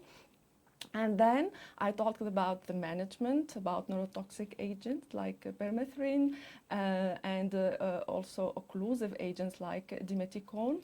I insisted on the importance of wet combing, because it's very important to associate it with pediculocytes, and also about oral ivermectin in association in some cases. And at the end, I talked about psychotrichology point of view, because it's important, I guess. Yes, because it's it can really affect the self-esteem of the child, and also constitute a burden for on the parents. So that was a summary of the presentation. Yeah, because you mentioned that scalp pediculosis is more common in children, but sometimes, of course, adults are affected. And children, adults, we think about pregnant women. Can we use topical drugs for pregnant women with scalp pediculosis? Neurotoxic agent like oral ivermectin is completely contraindicated. Yes. But permethrin can be used. Dimethicone also, because it's a mechanical mode of action, so no problem. That's it. Okay, and how often do you use oral treatment for scalp pediculosis? No, in Tunisia, oral ivermectin is not available, so I'm okay. using dimeticon. Even permethrin also is not available. But I think dimeticon is a good choice because it's ovicidol. Even I repeat the treatment at day 7 because it's never 100% ovicidol. And I think also that trichoscopy is very important for the monitoring of success or failure of the treatment because if we have empty needs, that means that's a former infestation and we don't need to repeat the treatment. While if we have and we see that very well on trichoscopy with the convex and the brown coloration. If it's not an empty need, a vital need, we have to repeat the treatment. I would also ask, how often do you see these pseudoneeds? Because I have some children who are coming with suspicion of scalp pediculosis, but then with trichoscopy I see it's not needs. Do you see this patient often? Yes, particularly for traction alopecia, because traction alopecia in Tunisia in children is very common. Really? Yes, yes. Because in Poland we don't have so much these patients. Maybe because, you know, hair is curly and it's not easy for children to have their hair. Okay, but because of ponytail? Like yes, ponytails, hair accessories, So parents are the reason. Yes, Tunisian mothers want their children to be in a very good appearance. So every day, and even when they come to consultation, they have these hair accessories with ponytail. And I show them, you know, because at the beginning they are not aware that alopecia, they come sometimes for alopecia, but sometimes for these haircuts. And when I show them the pictures, I show them how the hair is suffering and how these haircuts are, you know, we can distinguish them because they wrap the hair shaft, they are freely movable along the hair shaft, while the knits are attached and we cannot move them. So I convinced them that they should stop this habit. And do you see commonly scarring traction alopecia in these children, or is non-scarring? No, it's non-scarring. Okay, yes, so because lucky mothers for them. are, you know, careful about their children, so they come. But they I think stop that, to make so hard ponytail. Yes, and I think that they should be aware of that. Okay. Thank you very much. It was very nice talking to you, and see you in the future in next hair conferences. Thank you so much.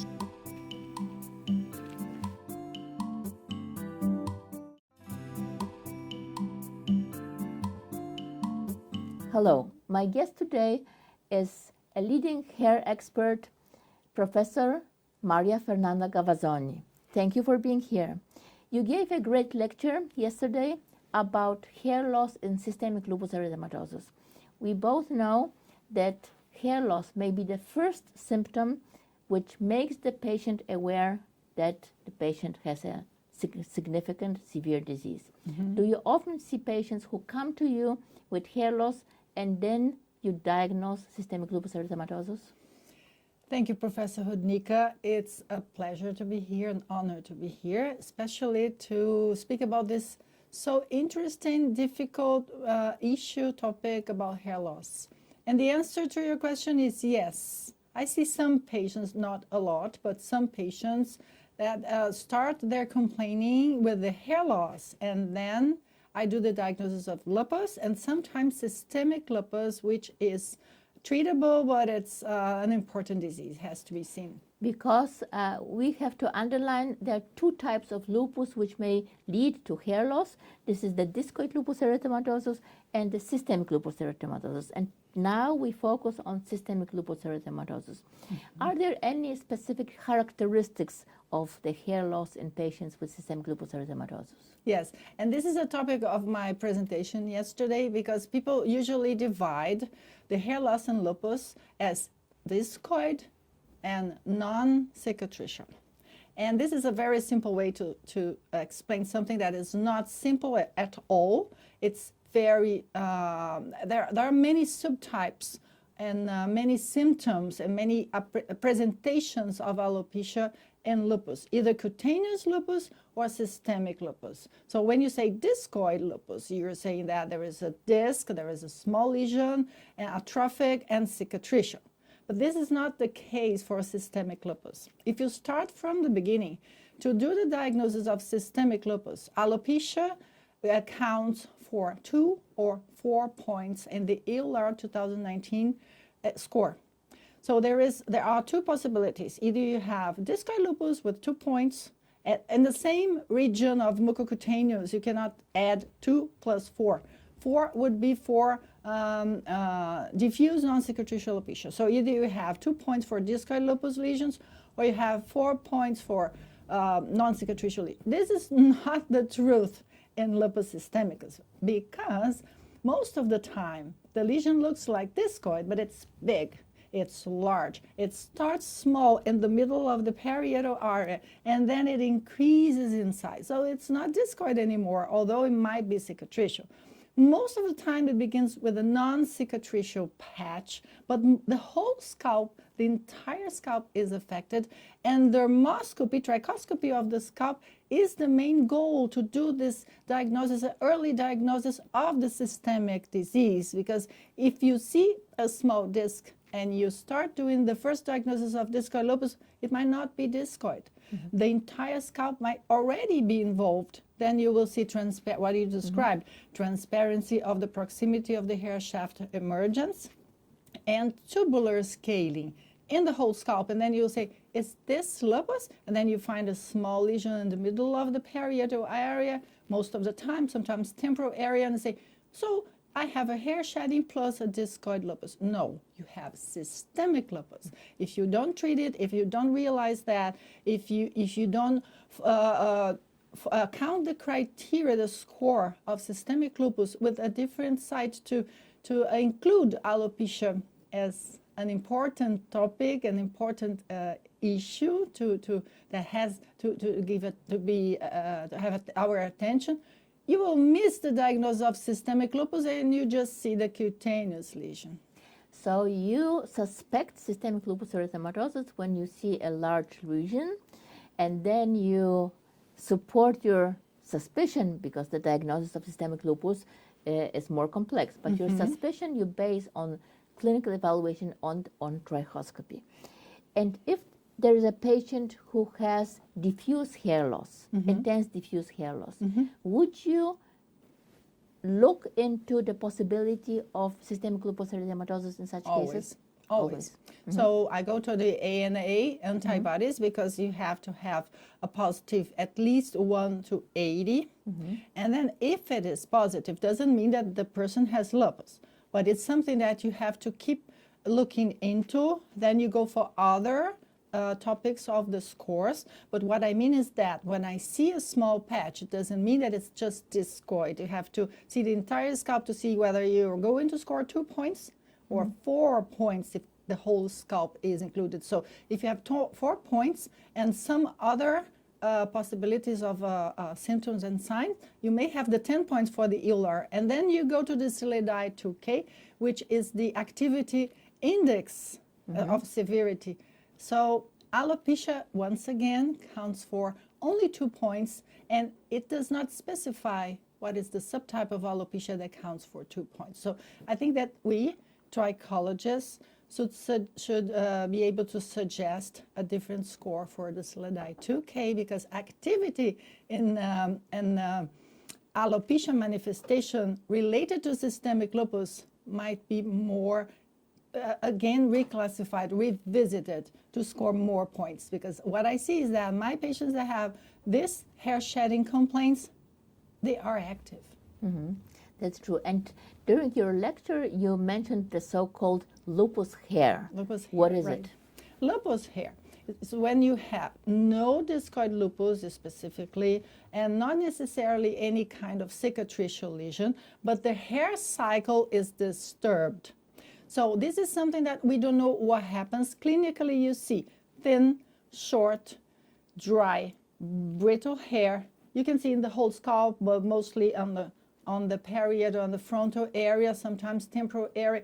What we read in the book is not exactly what we see in real life. So most of my patients have the entire scalp with lupus hair. But sometimes you misdiagnose it for telogen effluvium. But it's not telogen effluvium because the hair looks different. the touching, it feels different, and you have more hair refraction, so thinning of the entire scalp. That is not exactly what you would see in telogen effluvium. It is a kind of telogen effluvium, but it makes the hair different, the hair shaft. And the lupus hair, it will break easily. Break easily. It's thin and very brittle hair. It doesn't grow anymore. It's short because it breaks easily. And trichoscopy is very nice to do this diagnosis. And you might see some discoid lesions in between, but I wouldn't call it discoid lesions. I would call it patchy lesions. That's true.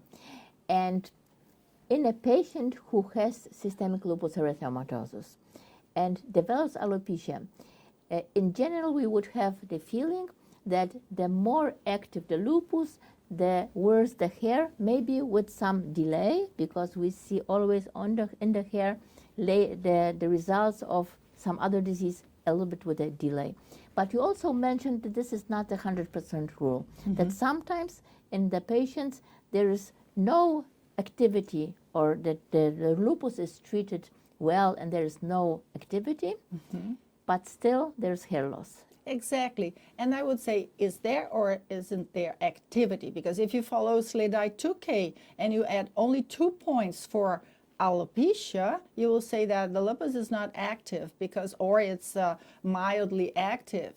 But if you score a little bit more, depending on the type of alopecia, for example, if we could use the class C, which is the severity index of activity of the cutaneous lupus, if we could add this class C score and modify the SLEDAI-2K regarding alopecia, we would see exactly what you said, that the alopecia might represent activity, even though you may not have other symptoms, just the alopecia itself. So the treatment is not so easy, it's more complex. You know, Professor Rudnicka, most of my patients, they are already treating for systemic lupus. Okay, so they are using mycophenolate mofetil, sometimes biologic drugs, hydroxychloroquine, and the whole thing, and still their hair is shedding. And when I add our arsenal, our tools of trichologists, so I add topical clobetasol, intralesional corticosteroids, topical oral minoxidil, they get better. They improve the hair shedding. So there is something in the hair follicle that does not respond so well to the systemic drugs, the immunosuppressive regular drugs used in lupus, but respond to topical drugs addressing the hair follicle. And this is a mystery. I don't have the answer. Why did this happen? And regarding the drugs which we use in systemic lupus erythematosus, sometimes it's corticosteroids, sometimes it's methotrexate and other treatments. There may be also drug-induced loss of hair. Yes, and this is called, the most common that I see in my daily practice is, of course there are others, is TALES. It's lupus-like syndrome induced by TNF-alpha inhibitors. And this is a patchy alopecia that in the beginning, it's not cicatricial. It may regrow the hair if you recognize it early, depending on the drug. Normally it's the Crohn's disease, the patient has Crohn's disease, and he's using infliximab. Could be etanercept, but most common in my practice is infliximab. You don't have to suspend necessarily the infliximab, depends on the manifestation of systemic lupus. Sometimes you just treat it topically with clobetasol and the hair grows back. Other times you have to suspend and change biologicals. And there are others, hydralazine, minocycline could induce. And you have to be aware of asking for a specific blood test. The antihistone antibody is not 100%, but it's close to 100%. It helps the diagnosis. And of course, a scalp biopsy. The antihistamine antibodies are specific or typical for drug-induced systemic lupus erythematosus. Exactly. So this may be a clue for the diagnosis. With this, I would like to thank you very much, and thanks for the discussion. Thank you. It's an honor to be here. Thank you, Professor Rudnicka, and thank you for those who are watching us. Thank you very much.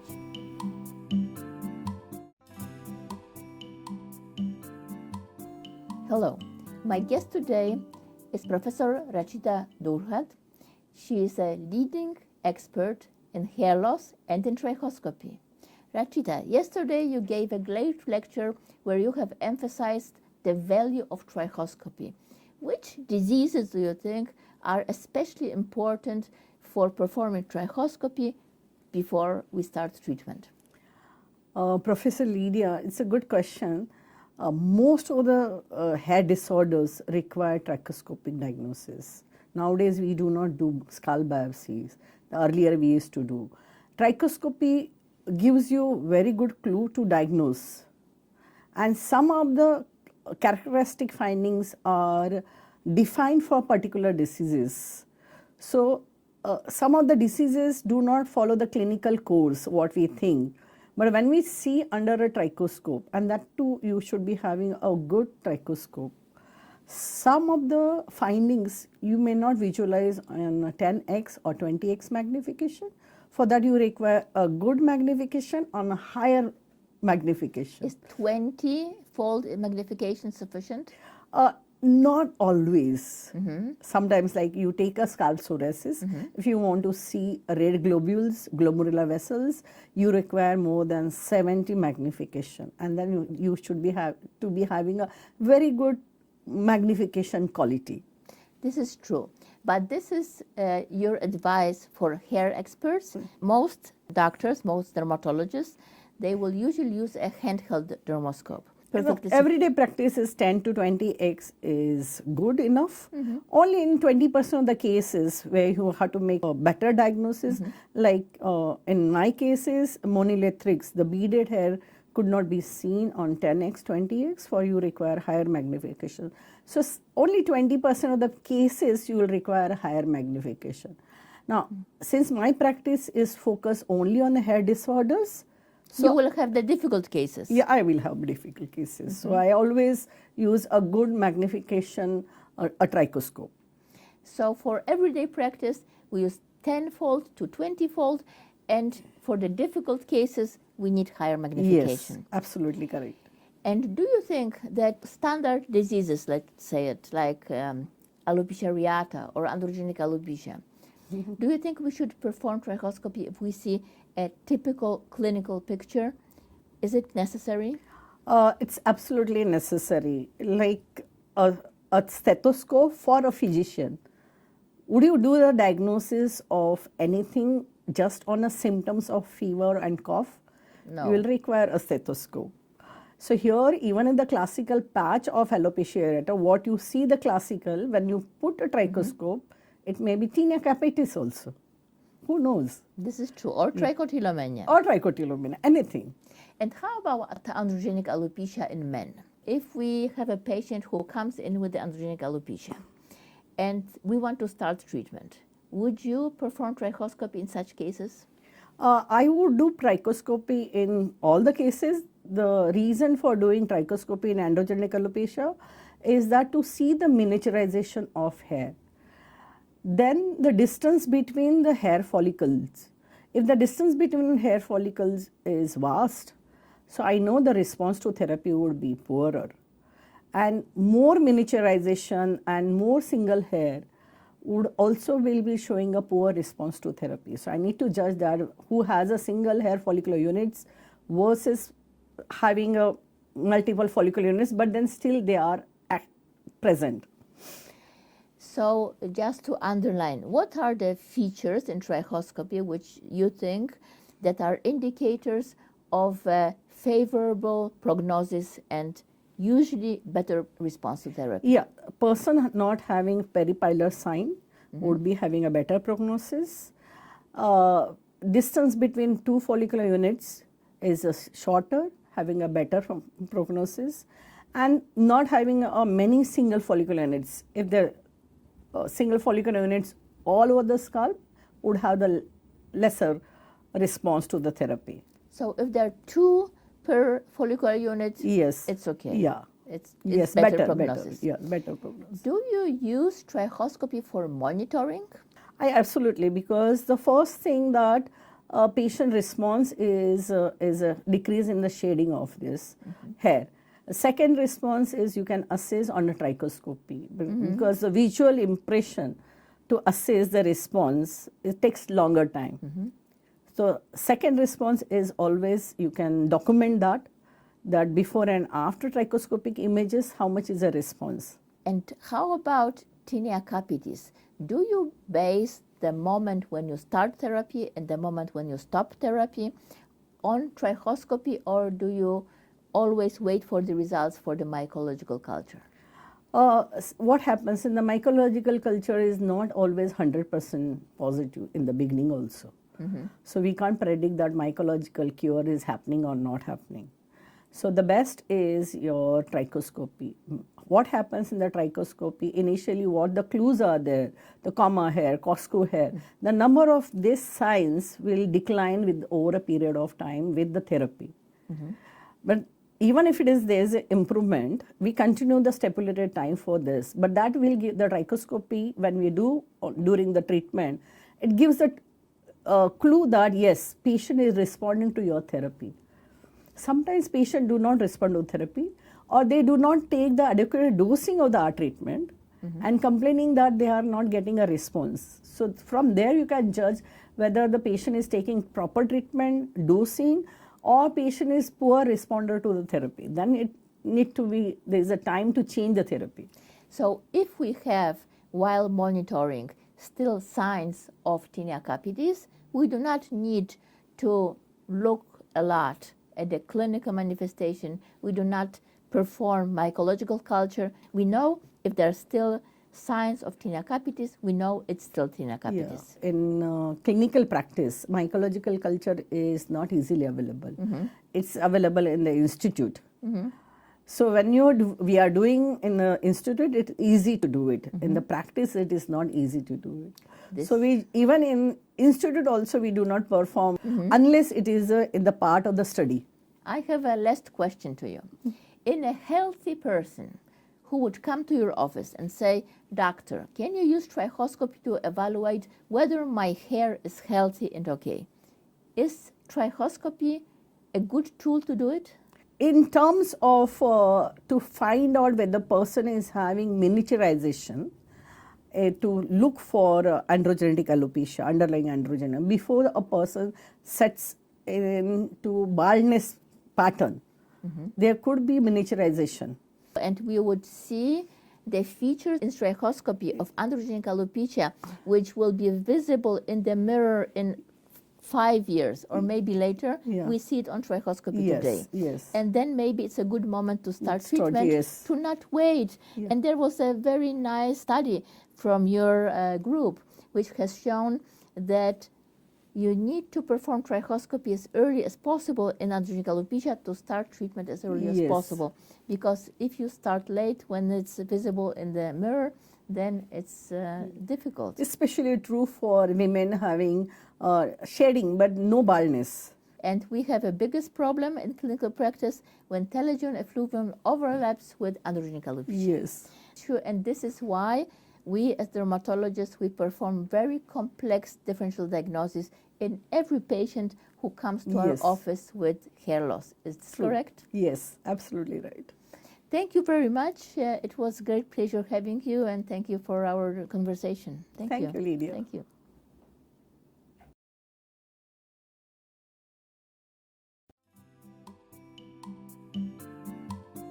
Today my guest is Nino Khutsishvili from Georgia, and Nino had very interesting and I think that very important topic about mimickers of the androgenetic alopecia. And androgenetic alopecia, there is belief that we can diagnose it based only on clinical picture. Do you agree? No, I'm not agree, because we can start with this, that it is most common cause of hair loss in both men and women, yes. In women, it usually presents as female pattern, while men are typically affected by male pattern. However, in some cases, female pattern may occur in men and vice versa. In our clinical practice, we encounter a lot of conditions. They clinically mimic female and male pattern hair loss. But of course, we need here trichoscopy, because they have some specific trichoscopic features that are not detected in AGA. Mostly these conditions are telogen effluvium, fibrosing alopecia in pattern distribution, frontal fibrosing alopecia. Also, we have a lot of cases of trichotillomania, even some types of alopecia areata incognita, and diffuse alopecia areata. You mentioned about fibrosing alopecia in pattern distribution. Is quite newly described variant of scarring alopecia. Do you see a lot of patients with these conditions? There are not a lot of patients, but we have them, and in these cases, trichoscopy can't be sufficient to make diagnosis, but with the help of trichoscopy, we can choose the correct site for biopsy. Do you perform biopsy in every case of fibrosing alopecia in pattern distribution, or sometimes you just, based on trichoscopy, you make this diagnosis? In some types, we can make without biopsy, but mostly if it is the beginning of this condition, I think we need confirmation. Yeah, and it has very big implication on treatment, because treatment, of course, some drugs are similar for androgenetic alopecia and scarring alopecia, but we have some difference. So I think that this one is very important. And also you mentioned about trichotillomania, because I also commonly see patients who have these characteristic areas of hair loss in this frontal area of the scalp. And what is, in your opinion, the most characteristic and the most common feature of trichotillomania? Of course, we need to differentiate mostly trichotillomania from alopecia areata, but there are some cases when it mimics female and male pattern hair loss, and I think in these cases, in all cases, trichoscopy is sufficient to make diagnosis, because it shows very specific and characteristic features of this condition. I think mostly it is hair powder, like chaotic trichoscopic features, flame hairs. So when you see chaotic features. This I also agree with you in 100% that this chaotic pattern of this trichoscopy should make to think us about the diagnosis of trichotillomania. And sometimes we need this higher magnification to see this coil hair, tulip hair, but this chaotic pattern is very characteristic. And what is your favorite drug for women with androgenetic alopecia? It, of course, depends on the stage. Yeah. Yes. If it's the beginning, of course, topical minoxidil is enough in that cases. But also it depends, do we have another problems, hormonal problems or something? Of course, anti-androgenic therapy also is very effective in the case of female pattern hair loss in women. Hey Nino, and tell me how often, because you mentioned telogen effluvium, how often you see a coexistence of telogen effluvium and androgenetic alopecia? We have a lot of cases of coexistence of alopecia areata and telogen effluvium, mostly when it is beginning of androgenetic alopecia, as it doesn't have any severe hair loss. Patient doesn't seek medical consultation, and when they have a severe hair fall, then they come to us. So we have a lot of cases of coexistence androgenetic alopecia and telogen effluvium. When you have patients who come to you with suspicion of androgenetic alopecia based on clinical picture, do you examine only this area, or you examine all the time the whole scalp? In all cases, in all conditions, I check the entire scalp, because one diagnosis does not exclude the possibility of other conditions. For example, we may have androgenetic alopecia and we may find some patch of scarring alopecia. So if of course it is important to check whole scalp.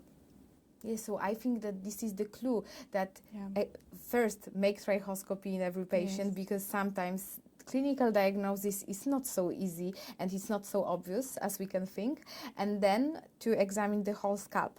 Thank you very much, Nino, for this interesting talk, and see you in the next Hair Congress. Thank you. Thank you.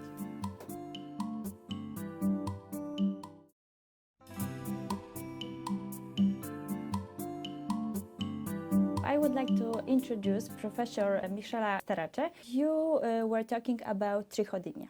Yes, I would like to ask you the take-home message from your lecture. Thank you for this opportunity and for this great event of European Hair Society organized by Professor Lidia Rudnicka. I'm very happy to speak about this topic, about trichodynia, that is not only a single event, but is a triad. So we start usually with this trichodynia, that is an alteration of the nerve, of the sensitive nerve of the fiber C that are locally on the scalp, and they usually conduct the pain sensation. So the important topic is to understand the symptomatology that is reported by the patients. It's a very important painful sensation that it is induced by a normal stimuli. So it is not with a pathological disease that can induce it. It's like combing, like hair conditioner, the difference of the temperature. So they started to feel this a very painful sensation, and that is impossible to pass with anything. When the pain induced to be so big, so high, and it is also too impossible to think about put your head on the pillow, the disease start to become a really dysesthesia. So it's a very important paresthesia of the scalp, where there is in these cases especially the nerve sensitive deeper that are involved with the cervical part of our back. In this case, it's important to understand with the MRI if there is any reduction of the conduction of the nerve, and on the other side, when there is a very important itching, important painful sensation, the patient never stop to scraping the scalp, and in this moment we have the really sign on the scalp with the lichen simplex chronicus. That is this automatic movement of the patient to scraping for the itching that induce this very lichenification of the scalp that are very thick, with also all the hair that start to are breaking, and it's impossible to block this cycle on the patient. This is the real problem. Okay, I would like to ask you about, we can observe some characteristic feature in trichoscopy in this patient. So when you have only a trichodynia, that is this painful sensation, mild sensation, usually it is reported in a lot of other disease, of hair disease, as a telogen effluvio, first of all, and androgenetic alopecia, some patients also with alopecia areata. So we can have, first of all, the typical trichoscopy sign of the disease of the basis, so this regrowing hair diffusely on the scalp, especially on the temporal region, because it's very typical of telogen effluvio. On the other side, there are not typical signs of trichodynia. We can have only a very mild erythema, diffusely, without any really dilated vessels that are maybe sign of other inflammation on the scalp, perhaps seborrheic dermatitis or psoriasis and so on. The scalp dysesthesia not have any other important trichoscopy sign. It's very similar to this erythema, but the problem is when arrive the sign of lichen simplex chronicus. In that case, it is important scraping induces this breakage, the broom hair, that are described with the group of Lidia of Poland group about this trichoscopy feature. And after this important paper that describe all typical crust, Syrian crust, due to the scraping, we described a few years ago the confocal microscopy, that it is identical with the histopathology. Usually we have to do histopathology examination to do the diagnosis, but with confocal, with not invasive method, we can see the same identical sign. So this is the most important is the hamburger sign. When there is this gear, it's a typical, that is a sign of lichen simplex chronicus. Usually, when you look at the hair shaft, even if they are very small, they are very short, you can see the typical trichorexis nodosis due to the splitting, due to the scraping. And what about therapeutic option in this? Most important is the diagnosis to understand which is the event that induce this difficult. So to analyze a lot of, again, spinal, cervical aspect with MRI to understand that, because it's important to avoid the event. And also don't forget that this, especially when you arrive at the simplex chronicus, you need to understand the psychological tract and the psychiatric tract of the patient, because it's possible that are very similar in patients with psychiatric disorder. On the other side, for the place of the dermatologist, we need to treat the sign. So steroid is the first choice, absolutely. And you can use locally, and especially in a very patch situation, you can use also intralesional. Very good situation, very good result. You can use also the irritant like capsaicin. And yesterday, a very interesting topic of Professor Maria Hordinsky talk about gabapentin. So usually in this disease, you can use orally. It's one of the most important use orally when there is a scalp dysesthesia. But now there is a possibility also to use locally with a 6%, so I need to treat it, to try it. In general, when it is not possible to contain with topical therapy, you need to do systemic. And in systemic therapy, you have to start all with antidepressive, gabapentin, so important anti-pain drugs with all the possibility side effect, and also the relapse after the discontinuation if you don't find the event. I have also, because it's an electric conduction alteration, a good option also with a machine that induces the ionophoresis. Is the trichopath that induces this electronic stimulation, and this arrives directly on the nerve. In fact, on my study, we noticed that in the first session, we reduce a lot this electrostimulation with the use of growth factor, triamcinolone acetonide gel, different solution you can use, but important is arrive directly on the nerve because it interrupts the electroconduction, and we have a very good result. And what about naltrexone? Have you ever recommended this? It is indicated in the list of a lot of drug with this. I never use it because usually with a good use of steroid, I never use it, but it's indicated in the literature, absolutely. In the review of the literature of scalp dysesthesia, there is also naltrexone. So we have got a lot of information. Thank you. Thank you very much, dear Professor, for your time. Thank you for the invitation always. Thank you.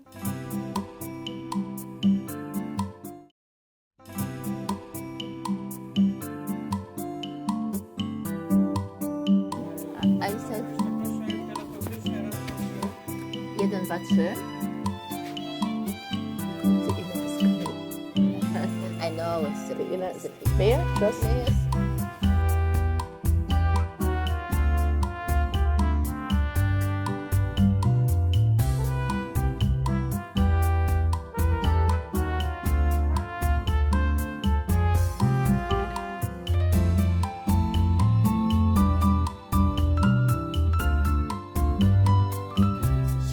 Because sometimes we just keep recording but without audio, so just a few seconds to have it. Your choice. Do you erase things at all? Yeah, you can. I will send you the recording, and then you can decide what to erase. Yeah, so we can just talk. Yeah, we can just talk, but can we just, you know what we'll do? We will do a strange thing. We will, while we talk privately, I will ask the gentleman to put on the camera. Is it okay? Sure. So, what is now correct? Fernanda Gavazzoni, or is it? It is. It is. I can use this short form. Maria Fernanda Gavazzoni, which is Maria Fernanda. You identify the Fernanda, better Maria Fernanda, because there's another one. So Maria Fernanda Gavazzoni.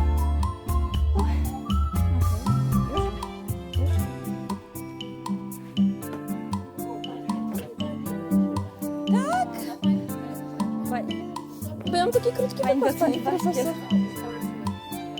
Oh, perfect.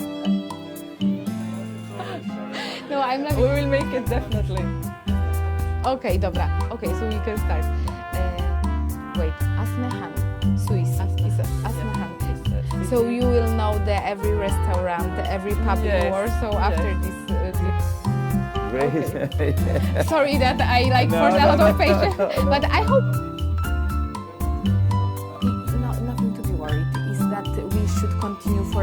to have like a longer picture of us, but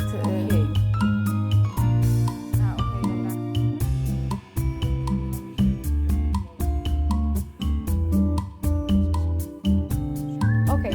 Thank you, because you were the second victim. I didn't say. Rodrigo was the first one.